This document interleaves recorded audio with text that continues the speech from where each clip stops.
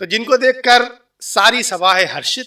अब मैं जिस कवि को बुला रहा हूं उनका नाम है आकर्षित। जोरदार तालियां बजाकर आकर्षित वर्मा को आमंत्रित करिए उनके गीत गजल छंद सुनने के लिए। कि आपको प्रणाम, इस मंच को प्रणाम है, वो आए हैं जो कविगढ़ उनको प्रणाम है। कि आपको प्रणाम, इस मंच को प्रणाम है, वो आए हैं जो कविगढ़ उनको प्रणाम है। वो सूर के वात्सल्य को, कबीर की अखड़ता को, तुलसी के राम घनश्याम को प्रणाम है।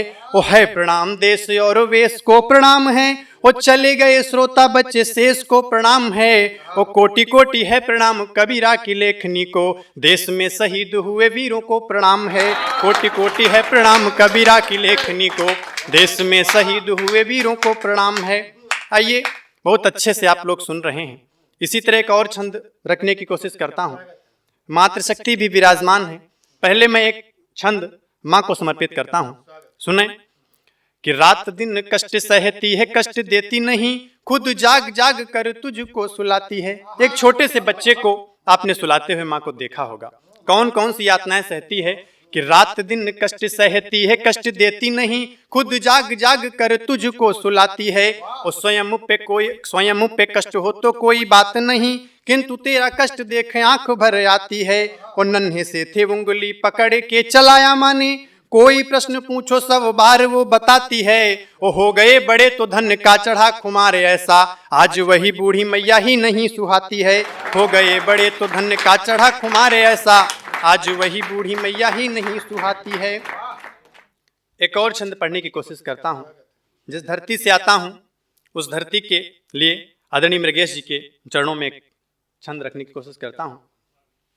ध्यान दें कि धरती मृगेश की है, चंदन लगाऊं आज, और मैया शारदे हम आपको मनाते हैं। धरती मृगेश की है, चंदन लगाऊं आज, और मैया शारदे हम आपको मनाते हैं। वो हस्त में लिए हैं पुष्प से भरा है थाल, श्रद्धा के समेत मात शीश को झुकाते हैं। और जब जब धूम केतु बादलों की भांति मित्र, काव्य की कला पे घूम घूम मंडराते हैं। कुछ लोग कवि बन जाते हैं मृगेश जैसे, गागरों में सागर यथाह भर जाते हैं। गागरों में सागर यथाह भर जाते हैं। आइए, अब एक गीत के दो बंद पढ़ने की कोशिश करता हूँ। मैं कुछ आशाएं करता हूँ माँ से, माँ सरस्वती से कुछ आशाएं करता हूँ। गीत सुने। उसका पहला बंद मैं क्या चाहता हूँ कि मेरे देश के जो नौजवान हैं, मनोज भैया ने कहा कि कुछ ऐसा आज परोसा जा रहा है जिससे हमारी संस्कृति क्षरण होती जा रही है। आइए, एक प्रयास करता हूं, मैं भी कुछ निवेदन करता हूं कि हम लोग कैसे बने। कि मैं तिरंगे सजीवन रवानी बनूं, मैं तिरंगे सजीवन रवानी बनूं, हो के वीरों की अनमिट कहानी बनूं। मैं बनूं सुभाष राणा भगत सिंह बनूं, गर बनूं तो मैं झांसी की रानी बनूं, गर बनूं तो मैं झांसी की रानी बनूं। एक और अगला बंद पढ़ने की कोशिश करता हूं, उसमें और कुछ नई चीजें जोड़ने की कोशिश करता हूं। कि निराला का लेख कबीरा की बानी बनूं, निराला का लेख कबीरा की बानी बनूं, भक्त प्रहलाद सा और दानी बनूं। सत हो चाहे असत साथ लेके बहूं, सत हो चाहे असत साथ लेके बहूं, गर बनूं तो मैं नदियां का पानी बनूं, गर बनूं तो मैं नदियां का पानी बनूं, मैं तिरंगे सजीवन रवानी बनूं। आइए, एक और अंतिम मुक्तक पढ़ते हुए अपना स्थान लेता हूं। कई वरेण्य कवि हमारे बीच में विराजमान हैं, उनको भी सुनना है। आपने एक गीत सुना होगा, पढ़ा भी होगा, हरिवंश राय बच्चन जी का एक गीत है, नीड़ का निर्माण फिर। आज मैं ये नहीं कहता हूं कि ऐसी कविताएं लिखी नहीं जा रही हैं, लेकिन कुछ ऐसी जरूर चेंजेस आई हैं, परिवर्तन आया है, जो कुछ कवि तालियों के लिए लिखते हैं।